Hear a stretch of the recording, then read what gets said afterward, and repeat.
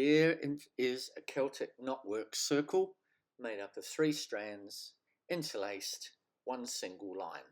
So how did that be created in Illustrator?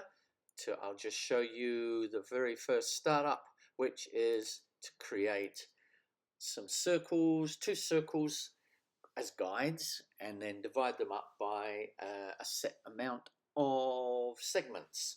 I'm not going to go into everything about it, just a quick rundown on how I created it in Illustrator. And so then the first step is to create the first line, which will then be replicated around the circle to give us the weave of the first basic line. And if I replicated that around, it would look like that. So that's a single line. If I then interlace that and wove it, it would give us a Celtic knotwork circle. Now, to start with, I wanted it wider than that, of course, so I went and offset that line, which gave us a thicker 2 outer lines. The next step is to delete the center line, and in fact also, as well as the center line, I wanted to delete each one of these joins, which you get when you offset a path. So for that, of course, I deleted all of them except for one, deleted the join path and replicated it again. Now once I've done that, I could actually interlace these areas here and you'd get a passable knotwork circle. However, I wanted more, or if you do want more strands, you can then offset these 2 lines, which then in this instance I did like so, and depending on the width of your offset you can get different types of segments or different types of lines.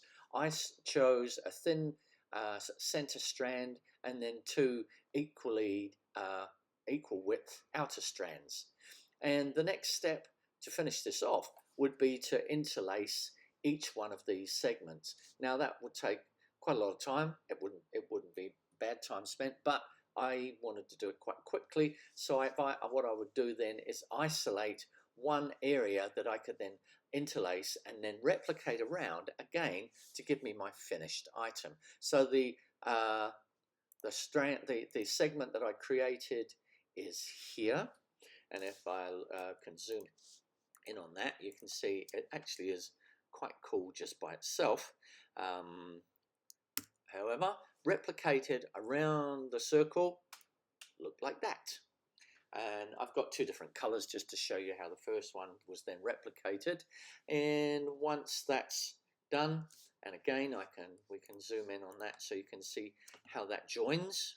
And then the finished item, the finished Celtic knotwork circle with the dots removed, looks like so.